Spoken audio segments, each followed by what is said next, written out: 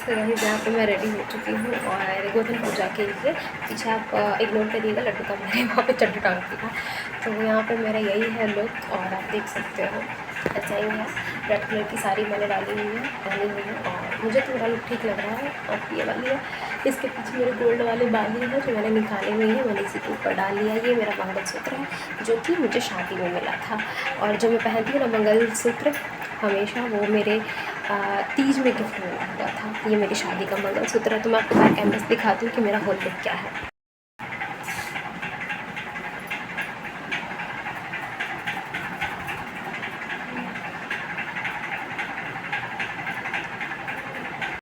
मैं पूजा का तो शूट नहीं कर पाऊँगी क्योंकि बहुत सारे लोग नीचे बैठे हुए होंगे, बट हाँ मैं आप लोगों को दूर से दिखा दूँगी कि क्या सीन है। चलिए चलते हैं।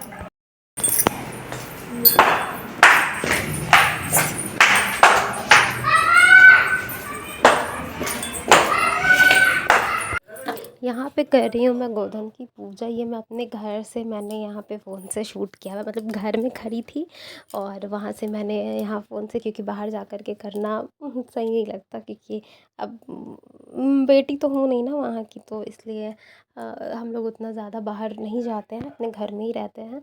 तो मैंने पूजा कर लिया था और उसके बाद मैंने यहाँ से अपने ही घर के दरवाजे पे से थोड़ा सा वीडियो बनाया था। हालांकि जब मैंने बाद में वो जो बच्ची है वो खड़ी होकर के जो वीडियो शूट कर रही है ना, मैं भूल गई थी कि अगर उसको दे देती ना तो वो तो सब कुछ वीडियो बना देती, शूट कर देती, लेकिन फिर मुझे याद नहीं था।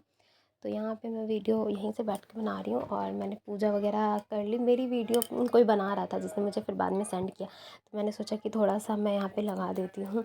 तो ये मेरी वीडियो है। यहाँ पे मैं, हमारे यहाँ ये भाई दूज में ऐसे होता है, किया जाता है। तो यही मैं यहाँ पे ऐसे इधर उधर, मतलब इसको फांग रही हूँ। उसको हम लोग तो फांगना ही बोलते हैं, और क्या बोलते हैं आप लोग वो बताइएगा। यहाँ पे गोधन कूट लिया है हम लोगों ने और मेरा बेटा है उसको गोधन खिला रही है। यहाँ पे ये जो बैठी हुई है ये इसके रिश्ते में बुआ लगती है, तो उसने इसे गोधन खिलाया था।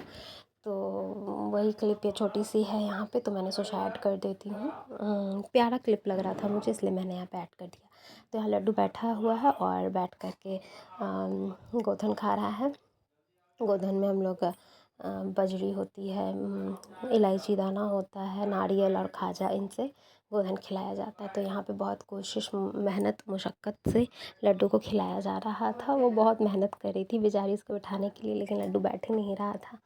फिर मैंने भी लड्डू को बहुत, मतलब कि लड्डू लड्डू ये वो ऐसे करके किया कि वो थोड़ा सा बैठे, खिलाने की कोशिश की, तो नहीं, वो मन का मालिक था, वो बैठा बैठा नहीं।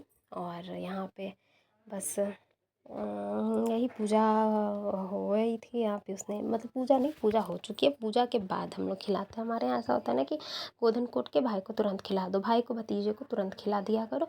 तो उसके बाद मैं अपने मायके भी गई थी, क्योंकि इस दिन हमें बहुत काम था। पहले तो गोधन, यार 3 दिन 4 दिन से तो सिर्फ काम ही काम है, बाहर ही जाना भी। यहाँ पे क्या हुआ ना, गोधन कूटा हमने, गोधन कूट के मैं मायके के लिए भागी, अपने भाई को गोधन खिलाने के लिए। मायके से फिर मैं मार्केट भागी, जो मैंने कुछ भी शूट नहीं किया मार्केट में।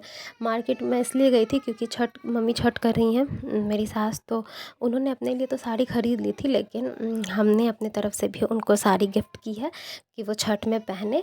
तो वही साड़ी लेने के लिए मैं फिर आई थी यहाँ पे अपने घर।